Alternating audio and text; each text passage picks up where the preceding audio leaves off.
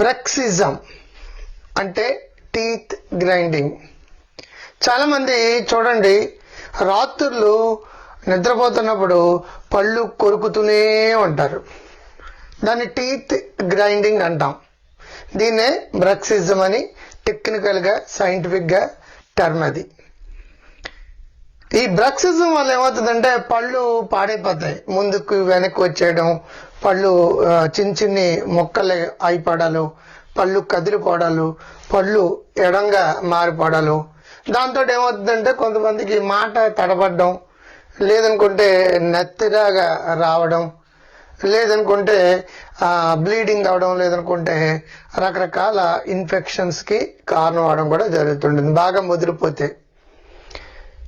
ఈ బ్రక్సిజం అంటే teeth grinding అనేది ఏదైతే ఉందో అది సాధారణంగా ఎమోషనల్ స్ట్రెస్, యాంగ్జైటీ, అంటే యాంగ్జైటీ డిజార్డర్ కాదు అది. ఇటువంటివి ఏదన్నా ఉన్నప్పుడు ఆటోమేటిక్గా తెలియకుండా ఏమవుతుందంటే ఈ బ్రక్సిజం స్టార్ట్ అవుతూ ఉంటుంది. అది ఈ ఒత్తిడి, స్ట్రెస్, యాంగ్జైటీ లెవెల్స్ పెరిగినప్పుడు దాని నుంచి బయట పడే క్రమంలో తెలియకుండా వాళ్ళకు వాళ్ళు ఆ పళ్ళు కొరుకుతూ ఉంటారు. టీత్ గ్రైండింగ్ అంటే అది.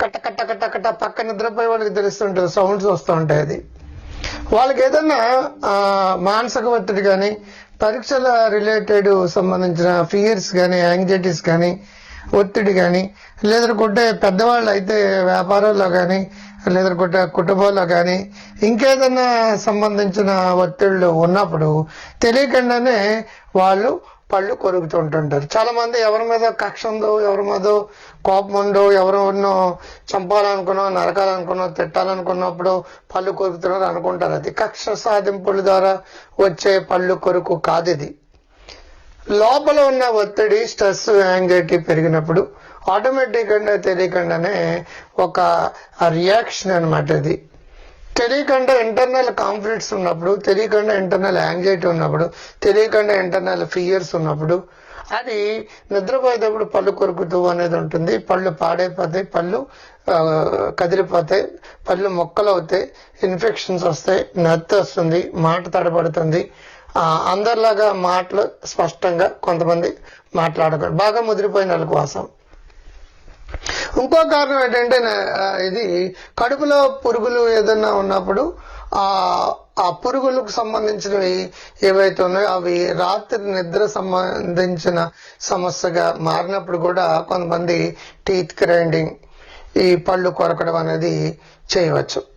ఏదేమైనా సరే ఈ స్ట్రెస్, యాంగ్జైటీ లెవెల్స్ అందరికి పెరిగిపోతున్నాయి. ఈ యాంగ్జైటీ, టెన్షన్స్, భయాలు, ఆందోళనలు మేనేజ్ చేసుకుని దానికి రూట్ కాజ్ ఏంటో తెలుసుకుని దాని నుంచి బయటపడిపోతే ఆటోమేటిక్గా ఈ టీత్ గ్రైండింగ్, పళ్ళు కొరకడం, బ్రక్సిజం అనే సమస్య నుంచి బయటపడవచ్చు.